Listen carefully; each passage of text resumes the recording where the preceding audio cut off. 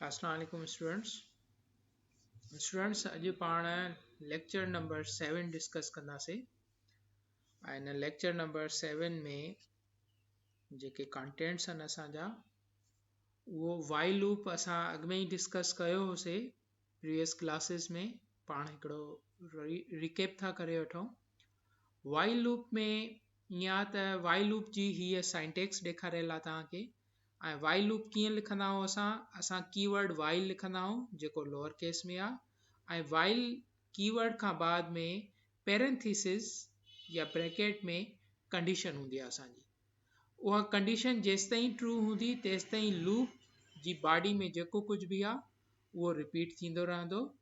हिन वक़्तु तव्हां लूप जी बॉडी ॾिसी सघो था। ओपनिंग ब्रेस ऐं क्लोज़िंग ब्रेस जे अंदरि जेके स्टेटमेंट्स आहिनि उहे सभई स्टेटमेंट्स लूप जी बॉडी सॾाईंदा, ऐं लूप जी बॉडी जे अंदरि जेके बि स्टेटमेंट्स आहिनि उहे एतिरा दफ़ा ई रिपीट थींदियूं जेतिरा दफ़ा लूप रिपीट थींदो। ठीकु आहे। क्लोज़िंग ब्रेसिस खां बाद में जेके स्टेटमेंट्स आहिनि उहे लूप जी बॉडी खां ॿाहिरि आहिनि, यानी जॾहिं लूप टर्मिनेट थींदो, लूप ख़तमु थींदो, त उन खां बाद में असां ॿाहिरियूं जेके स्टेटमेंट्स आहिनि लूप जे ॿाहिरां लिखियल आहिनि उन्हनि स्टेटमेंट्स ते बाद में ईंदासीं। सो इहो साइंटेक्स आहे वाइल लूप जो। इहो असां अॻिए क्लासिस में बि डिस्कस कयो आहे। अॼु पाण जेको फोकस कंदासीं उहो डू वाइल लूप ते हूंदो। अच्छा, ही जेको एरो शो करे थो इहे स्टेटमेंट्स लूप जी बॉडी खां ॿाहिरि आहिनि। वाइल लूप जे बारे में थियोरी आहे त वाइल लूप एग्ज़ीक्यूट्स 0 और मोर टाइम्स। असांखे ख़बर आहे त वाइल लूप अगरि कंडीशन शुरूअ में ई ग़लति आहे त पोइ वाइल लूप 0 टाइम हलंदो, पर जेकॾहिं कंडीशन जेसि ताईं ट्रू हूंदी ओतिरा टाइम्स उहो लूप हलंदो। तंहिंजे करे वाइल लूप जे लाइ चयो वेंदो आहे त वाइल लूप उहो लूप आहे जेको 0 या मोर टाइम्स एग्ज़ीक्यूट थींदो आहे। What if we want the loop to execute at least one time? पर जेकॾहिं असां चाहियूं था त कोई लूप अहिड़ो हुजे जेको घटि में घटि हिकु दफ़ो हले, त उन केस में असां छा कयूं? उन केस में असां वटि डू वाइल लूप आहे। वाइल लूप त अहिड़ो लूप आहे न जेको अगरि कंडीशन शुरूअ में ई ग़लति हूंदी त 0 टाइम हलंदो। पर कॾहिं कॾहिं असांजी सिचुएशन अहिड़ी हूंदी आहे जंहिंमें असां चाहींदा आहियूं त असांजो लूप घटि में घटि हिकु दफ़ो एग्ज़ीक्यूट थिए, त उन केस में असां वटि हिकिड़ो ॿियो लूप आहे जंहिंखे असां डू वाइल लूप सॾींदा आहियूं, ऐं असां अॼु उन डू वाइल लूप ते डिस्कस कंदासीं। ही डू वाइल लूप आहे। Do while loop executes 1 or more times। ही आन न आहे पर 1 आहे। Do while loop executes 1 or more times। उहो डू वाइल लूप आहे जेको घटि में घटि हिकु दफ़ो या इन खां वधीक टाइम्स रिपीट थींदो आहे ऐं एग्ज़ीक्यूट थींदो आहे। ही साइंटेक्स आहे डू वाइल लूप जो। उन में असां साइंटेक्स में ॾिसी सघूं था त असां पहिरियों कीवर्ड डू लिखंदा आहियूं जेको लोअर केस में आहे। उन खां पोइ ओपनिंग ब्रेसिस सां डू वाइल लूप जी बॉडी स्टार्ट थींदी। ओपनिंग ब्रेस ऐं क्लोज़िंग ब्रेस जे विच में जेके बि स्टेटमेंट्स हूंदियूं उहे असांजी डू वाइल लूप जी बॉडी हूंदी। ऐं जीअं ई क्लोज़िंग ब्रेस खां बाद में असां कीवर्ड वाइल ऐं कंडीशन लिखंदासीं ऐं सेमीकोलन हिते ॾियणु ज़रूरी आहे। सो कंडीशन तव्हां ॾिसी सघो था त डू वाइल लूप में कंडीशन आख़िर में चेक थी थिए। पहिरियों कीवर्ड डू सां लूप स्टार्ट थिए थो ऐं ओपनिंग क्लोज़िंग ब्रेस जे अंदरि लूप जी बॉडी जूं जेके बि स्टेटमेंट्स आहिनि, जेके बि टास्क आहिनि जेके असां रिपीट कराइणु चाहियूं था उहे लिखंदासीं। ऐं at the end closing brace खां बाद में वाइल कंडीशन ॾींदासीं, यानी कंडीशन आख़िर में थी चेक थिए। इहो ई सबबु आहे त डू वाइल लूप घटि में घटि हिकु दफ़ो एग्ज़ीक्यूट थींदो even if the condition is false. जेकॾहिं कंडीशन भले शुरूअ में फॉल्स बि हुजे त डू वाइल लूप घटि में घटि हिकु दफ़ो एग्ज़ीक्यूट थींदो आहे। ऐं ॿी शइ नोट करण जी इहा आहे त डू वाइल लूप में कंडीशन खां बाद में तव्हां सेमीकोलन ज़रूरु ॾींदो, जॾहिं त वाइल लूप में कंडीशन खां बाद में सेमीकोलन न ॾिनी वेंदी आहे। जीअं तव्हां पोइ हिते ॾिसी सघो था त वाइल लूप जी हीअ साइंटेक्स आहे। वाइल कंडीशन खां पोइ तव्हांखे सेमीकोलन नज़र नथी अचे, पर डू वाइल लूप में कंडीशन खां बाद में तव्हांखे ही सेमीकोलन नज़र अचे थी।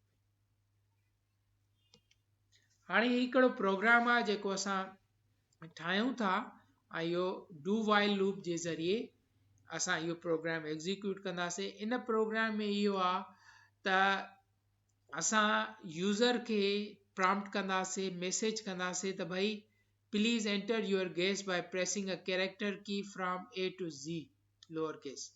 यानी यूज़र खे मैसेज ॾिनो वेंदो त प्लीज़ एंटर योर गेस, तव्हां पंहिंजो guess ABCD up to Z मां लोअर केस में कोई गेस ॿुधायो।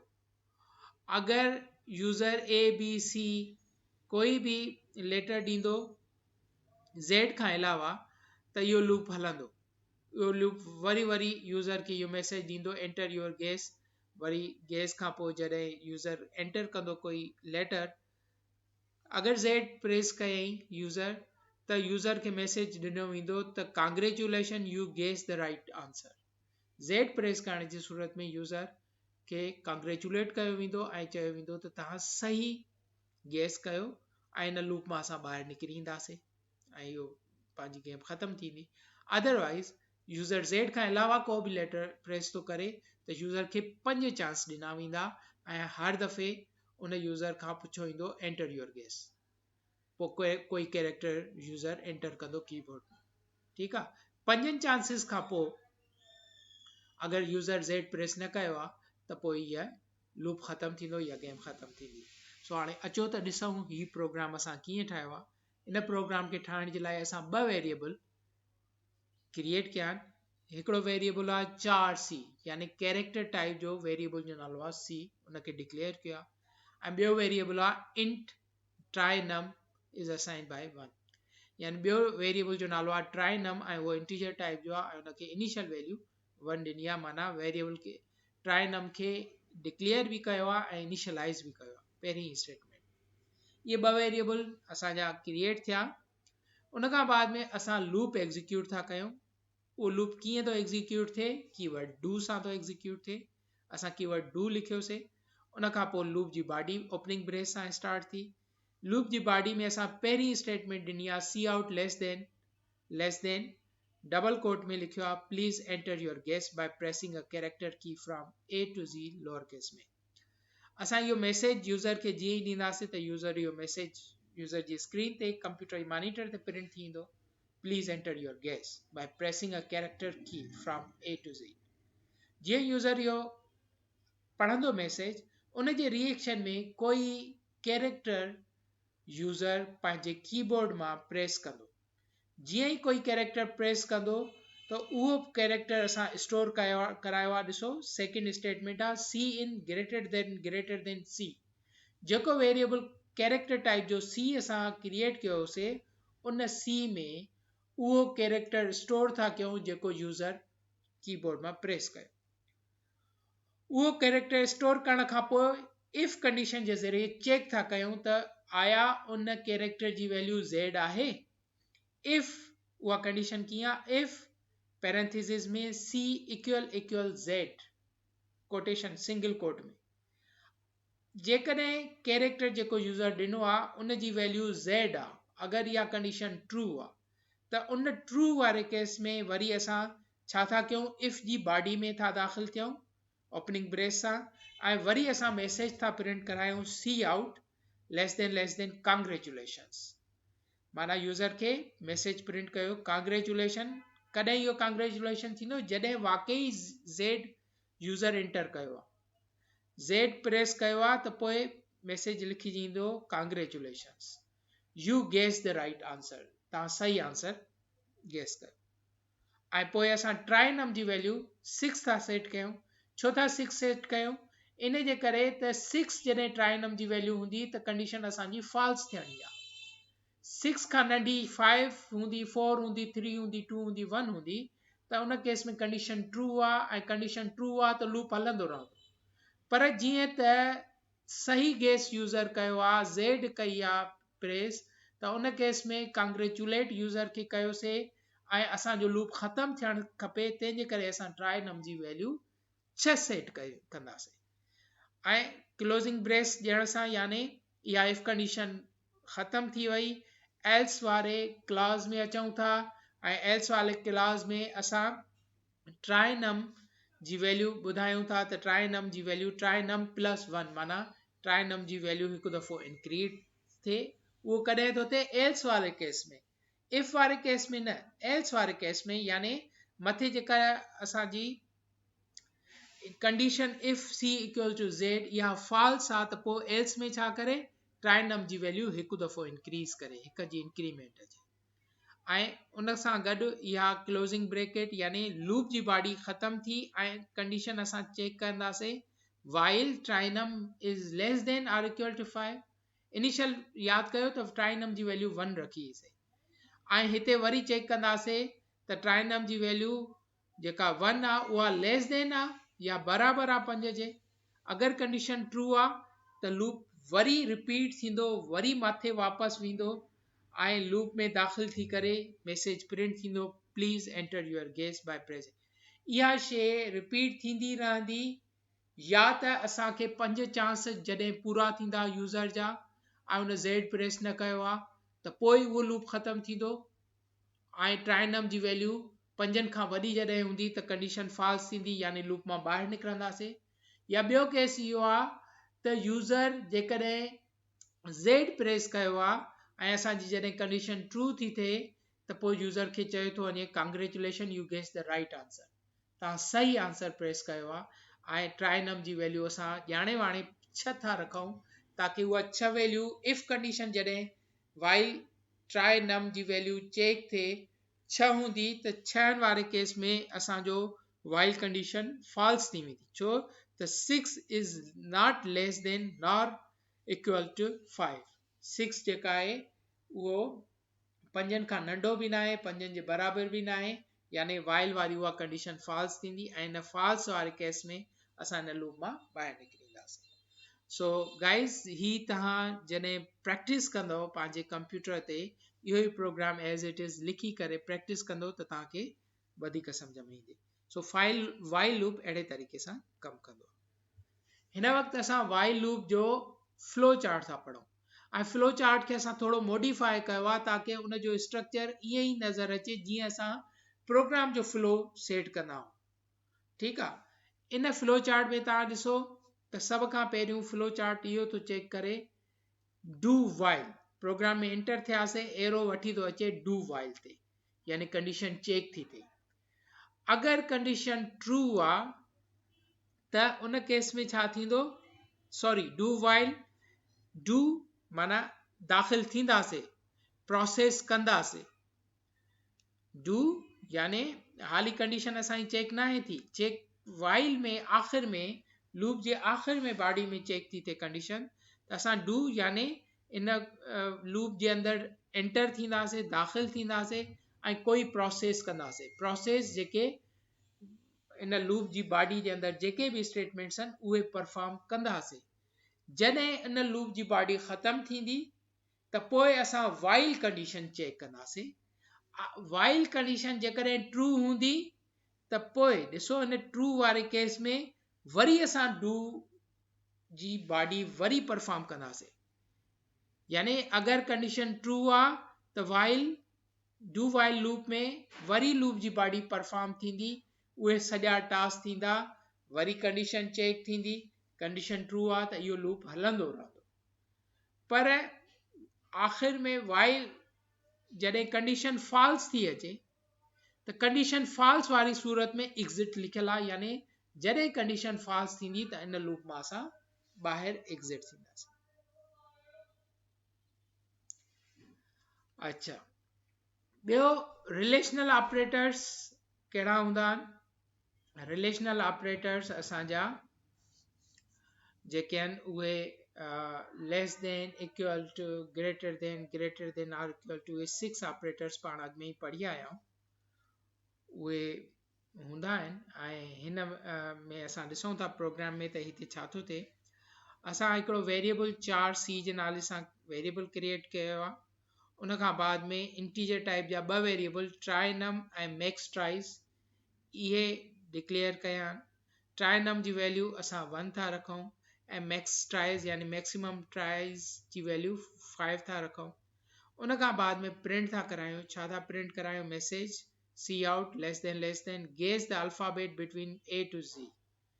यानी यूज़र खे चऊं था त कोई A to Z कोई बि अल्फ़ाबेट की जेका कीबोर्ड मां प्रेस करे ऐं उहो अल्फ़ाबेट असां इनपुट वठूं था जेको यूज़र ॾींदो प्रेस कंदो कैरेक्टर उहो C in greater than C यानी इनपुट वठूं था ऐं उनखे स्टोर कयूं था कैरेक्टर वेरिएबल C।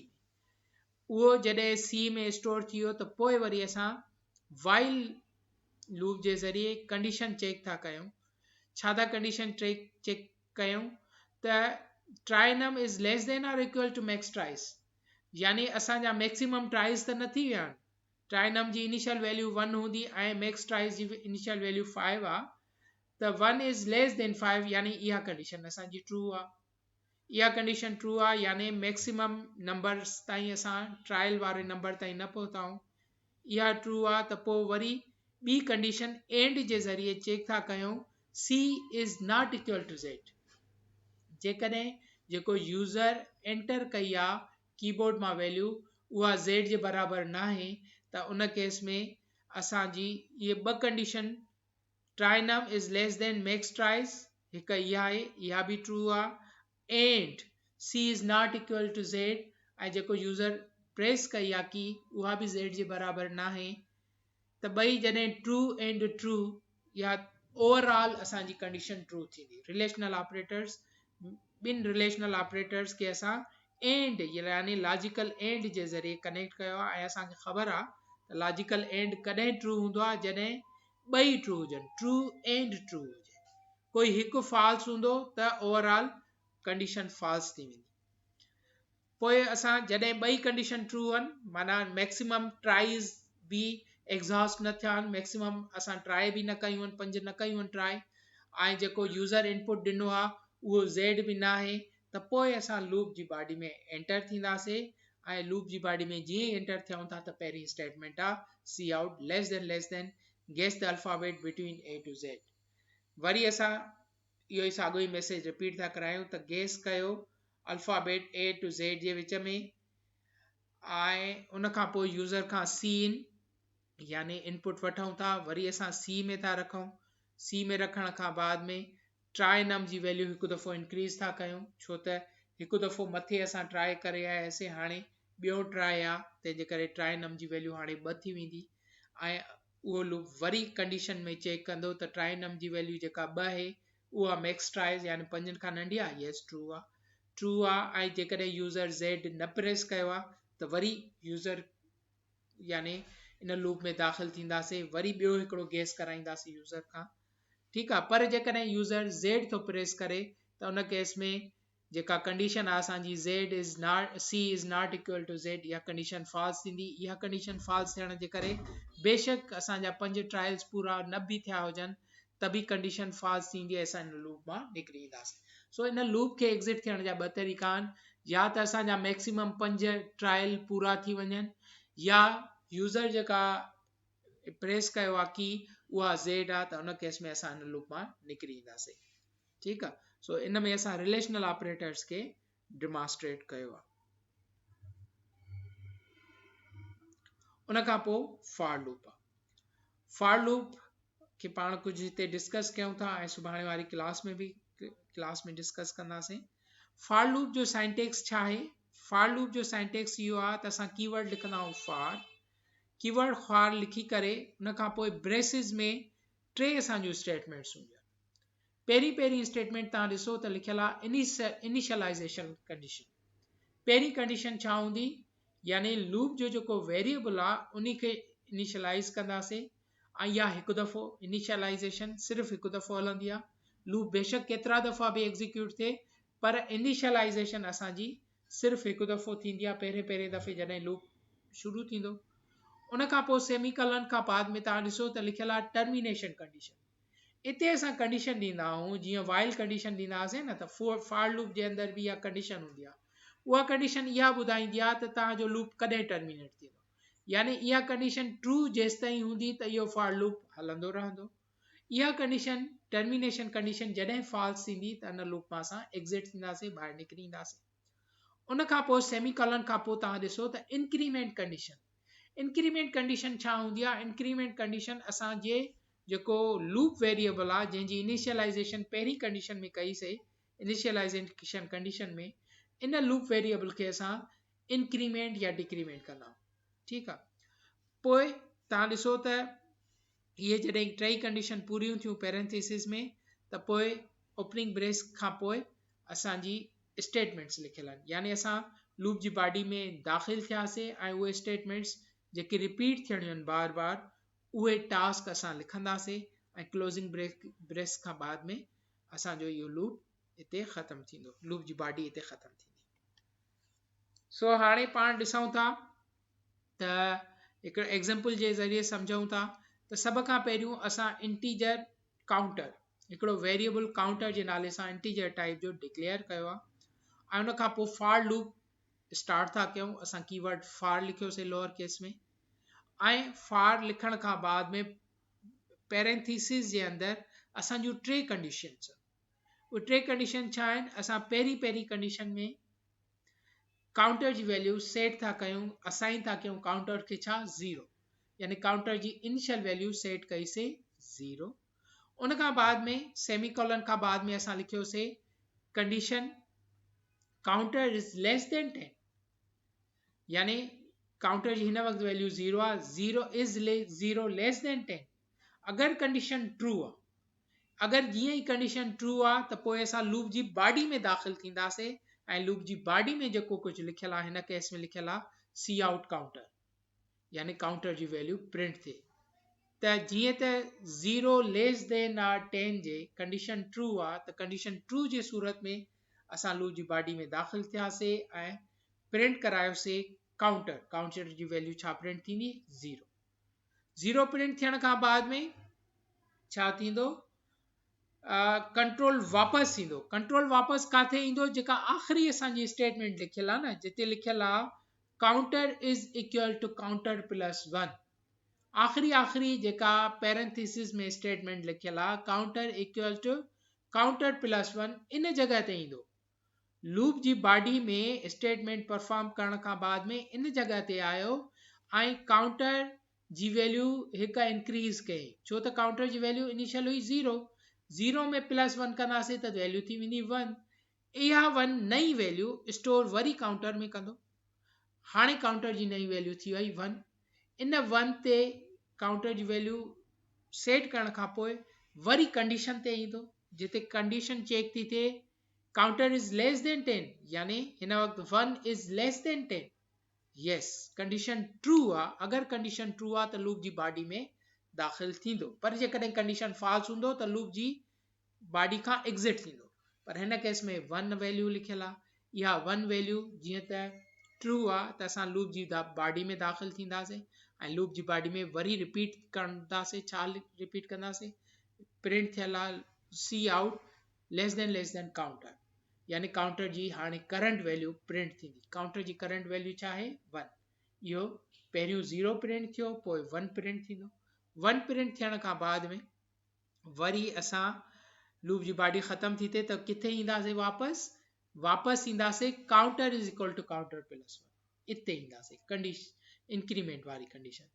इते आयासीं, इते काउंटर जी वैल्यू असां वटि 1 आहे, 1 में प्लस 1 कंदासीं काउंटर जी वैल्यू 2 थींदी। नई काउंटर जी वैल्यू 2 आहे, उहा नई वैल्यू काउंटर में सेट थी।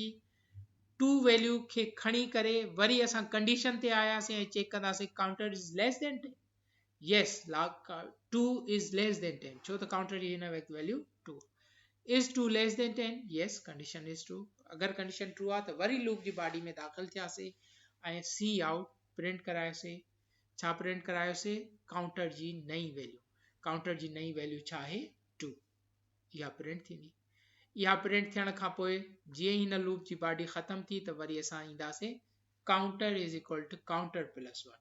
हाणे काउंटर जी वैल्यू 2 प्लस 1 3 थी वई ऐं नई वैल्यू 3 असाइन थींदी काउंटर में।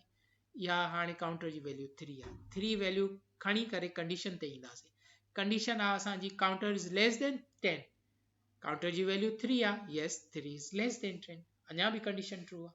अगरि कंडीशन ट्रू आहे त लूप जी बॉडी में दाख़िल थियासीं ऐं प्रिंट थींदो सी आउट काउंटर, यानी प्रिंट थींदो काउंटर जी हिन वक़्तु वैल्यू आहे 3। ईअं थी करे हीअ लूप हलंदो रहंदो, इंक्रीमेंट ईंदी, कंडीशन चेक थींदी, कंडीशन ट्रू आहे, लूप जी बॉडी में दाख़िल थी करे लिखंदासीं। यानी इहो केसि ताईं लूप हलंदो, 0 ते बि हलंदो, 1 ते, 2 ते, 3 ते, 4 ते, 5 ते। जीअं ई काउंटर जी वैल्यू 10 थींदी ऐं 10 जॾहिं असां चेक कंदासीं कंडीशन में त counter is less than 10, 10 is 10 less than 10, no, false, 10 is not less than 10। जीअं ई कंडीशन false थींदी त इन लूप मां असां ॿाहिरि एग्ज़िट थींदासीं। सो फॉर लूप असांजो अहिड़े तरीक़े सां कमु कंदो आहे। तव्हां ही आउटपुट ॾिसो त आउटपुट असांजो मां तव्हांखे ॿुधायो त 0 ते 1 2 3 अप टू 9, 10 जीअं ई वैल्यू थी त कंडीशन असांजी फॉल्स आहे, तंहिंजे करे 10 असांजो प्रिंट न थींदो। सो असांजो फॉर लूप अहिड़े तरीक़े सां हलंदो। ऐं जेकॾहिं असां हाणे टेबल था ठाहिणु चाहियूं फॉर लूप जे ज़रिए 2 जी, त उहा टेबल क्रिएट कीअं थींदी आहे, तव्हांखे ख़बर आहे टेबल कीअं लिखंदा आहियूं असां, 2 into 1 equal to 2, 2 into 2 equal to 4, 2 into 3 equal to 6, अहिड़े तरह सां कंटिन्यू ही डॉट शो था कनि त ईअं ई कंटिन्यूएशन हलणी आहे up two 2 into 10 equal to 20। अहिड़े तरीक़े सां असां लूप ठाहिणु था चाहियूं त पोइ फॉर लूप जे ज़रिए असां इहो प्रोग्राम ठाहींदासीं। ऐं इहो लूप कीअं ठहंदो, सभ खां पहिरियों इंक्लूड कराईंदासीं आईओ स्ट्रीम, उन खां पोइ मेन फंक्शन ठाहींदासीं ऐं मेन फंक्शन जी बॉडी में ओपनिंग ब्रेस खां बाद में असां इंटीजर काउंटर, यानी काउंटर जे नाले सां हिकिड़ो वेरिएबल इंटीजर टाइप जो डिक्लेयर कयोसीं। उन खां पोइ फॉर, हाणे हिते फॉर लूप असांजो स्टार्ट थो थिए, कीवर्ड फॉर सां स्टार्ट थींदो ऐं पैरेंथेसिस जे अंदरि असांजूं फॉर लूप में 3 स्टेटमेंट्स हूंदियूं आहिनि।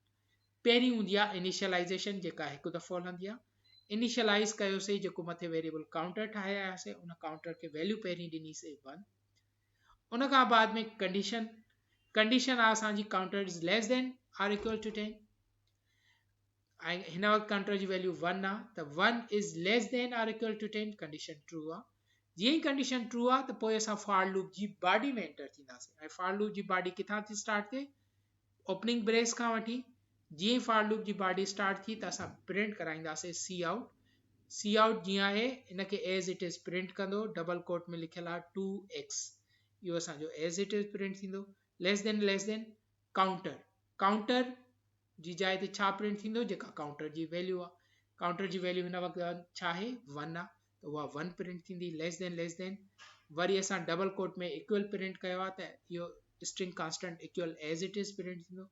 वरी लेस देन असां छा प्रिंट था करायूं, 2 स्टेरिक्स काउंटर, माना मल्टीप्लिकेशन जो रिज़ल्ट 2 खे मल्टीप्लाई कंदो जेका काउंटर जी वैल्यू आहे। काउंटर जी वैल्यू 1 आहे, 2 into 1 असांजो आंसर आयो 1, त माना इहो 2 into 1 आंसर ईंदो 2, त उहो 2 प्रिंट थींदो, प्रोडक्ट जो रिज़ल्ट। उहो प्रिंट थियण खां पोइ लेस देन डबल कोट में \n, माना नई लाइन ते हलियो वञे, कंट्रोल ट्रांसफर नई लाइन, यानी हिकिड़ी लाइन में प्रिंट करे पोइ नई लाइन, यानी नेक्स्ट टाइम नई लाइन ते प्रिंट कंदो। ओके, उन खां बाद में क्लोजिंग ब्रेस जेको आहे उहा ॿुधाए थी त हिते फॉर लूप जी बॉडी ख़तमु थी।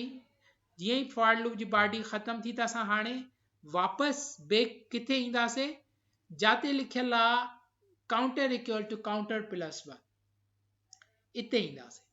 इते अचण सां जीअं ई काउंटर जी वैल्यू असांजी छा हुई पोएं दफ़े 1, त 1 + 1 छा थियो 2, काउंटर जी नई वैल्यू छा थी वई 2।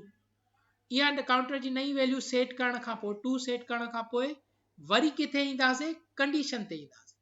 हाणे कंडीशन चेक थींदी त counter is less than or equal to 10, yes true आहे, छो त काउंटर जी वैल्यू 2 आहे। 2 जी is 2 less than or equal to 10, yes true, condition true आहे। जीअं ई कंडीशन ट्रू आहे त वरी असां फॉर लूप जी बॉडी में एंटर थींदासीं। फॉर लूप जी बॉडी में जीअं एंटर थियासीं त प्रिंट थियल आहे उते सी आउट थियल आहे, त भाई स्ट्रिंग कांस्टेंट डबल कोट जे अंदरि प्रिंट करे 2x, त हुई 2x as it is print कंदो कंप्यूटर स्क्रीन ते। पोइ लेस देन प्रिंट था करायूं काउंटर खे, हिन वक़्तु काउंटर जी वैल्यू छा आहे 2 आहे, त हाणे इहो 2 प्रिंट थींदो। वरी असां प्रिंट था करायूं लेस देन इक्वल साइन, त स्ट्रिंग कांस्टेंट जेको डबल कोट में लिखियल आहे उहो equal as it is print कंदो। उहो प्रिंट करण खां पोइ असां प्रिंट था करायूं 2 एस्टेरिक्स काउंटर। 2 एस्टेरिक्स काउंटर जी वैल्यू बि 2 आहे, माना एस्टेरिक्स छा कंदो मल्टीप्लाई कंदो, 2 into 2 रिज़ल्ट छा आयो 4, इहो रिज़ल्ट प्रिंट थींदो। हाणे 4 प्रिंट थींदो। वरी लेस देन डबल कोट में बैकस्लैश n, माना हुनखे असां चयो आहे त हाणे नओं वरी नई लाइन ते हलियो, नई लाइन ते हलण वञण खां पोइ सेमीकोलन इहा स्टेटमेंट जीअं ख़तम थी त असां आयासीं क्लोज़िंग ब्रेस ते। क्लोज़िंग ब्रेस ते आयासीं त माना हिते लूप जी बॉडी ख़तम थी। लूप जी बॉडी जीअं ई ख़तम थी त वरी असां हाणे किथे ईंदासीं, असां ईंदासीं counter equal to counter plus 1। Counter जी पोइ वैल्यू 2 प्लस 1 कयोसीं 3, काउंटर जी नई वैल्यू थींदी 3 नई काउंटर जी वैल्यू सेट करण खां पोइ किथे ईंदासीं कंडीशन ते ईंदासीं ऐं चेक थींदो त is counter less than or equal to 10। Counter जी हाणे वैल्यू छा आहे 3 आहे। Is 3 less than or equal to 10, yes condition is true. Condition true आहे त वरी असां लूप जी बॉडी में दाख़िल थींदासीं ऐं इहा सॼियूं स्टेटमेंट्स लिखंदासीं। इहो कमु केसि ताईं हलंदो रहंदो, इहो कमु हलंदो रहंदो जेसि ताईं काउंटर जी वैल्यू इंक्रीमेंट थी करे 10 थी थिए, तॾहिं बि इहो लूप हलंदो। काउंटर जी वैल्यू इंक्रीमेंट थी करे 11 जॾहिं थींदी, काउंटर जी वैल्यू जॾहिं 11 थींदी त उन केस में कंडीशन फॉल्स थींदी। जेका कंडीशन लिखियल आहे न counter is less than or equal to 10, इहा कंडीशन फॉल्स कॾहिं थींदी जॾहिं काउंटर जी वैल्यू 11 थींदी। छो त 11 is not less than nor equal to, less than वारी कंडीशन बि ट्रू फॉल्स आहे, इक्वल वारी कंडीशन बि फॉल्स आहे जॾहिं काउंटर जी वैल्यू 11 आहे। ऐं पोइ असां हिन 11 वारे केस में जॾहिं काउंटर 11 थो थिए त इन लूप मां ॿाहिरि ईंदासीं, निकिरंदासीं। लूप मां ॿाहिरि अची करे वरी असां हिन जॻह ते ईंदासीं त हिते असांजो मेन प्रोग्राम बि ख़तम थो थिए, यानी इहो प्रोग्राम असांजो हिते ख़तम थींदो। सो गाइस असांजो ही आउटपुट ईअं अहिड़े तरीक़े सां प्रिंट थींदो रहंदो up to 2 into 20। सो ही असांजो फ्लो चार्ट आहे फार टेबल जे लाइ। उहो फ्लो चार्ट स्टार्ट थो थिए ऐं काउंटर वेरिएबल जी असां पहिरियों वैल्यू 1 था सेट कयूं, उन खां पोइ वाइल कंडीशन थी चेक थिए। कंडीशन में जेकॾहिं 1 यानी काउंटर जी वैल्यू लेस आहे आर इक्वल टू 10 आहे, अगर कंडीशन ट्रू आहे त उन केस में असां प्रिंट था करायूं 2 इंटू काउंटर ऐं काउंटर जी हिकु वैल्यू इंक्रीमेंट था कयूं ऐं वरी अचूं था कंडीशन था चेक कयूं। अगर कंडीशन जॾहिं फॉल्स थींदी त उन लूप मां निकिरंदासीं ऐं अहिड़े तरीक़े सां ही प्रोग्राम स्टॉप थींदो। So guys that's all for today. अॼु पाण इहो फॉर लूप बि पढ़ियोसीं, डू वाइल बि पढ़ियोसीं। सो हाणे नेक्स्ट क्लास में जेका सुभाणे कमिंग क्लास आहे इन में पाण फर्दर शयूं डिस्कस कंदासीं। That's all for today. अल्लाह हाफ़िज़।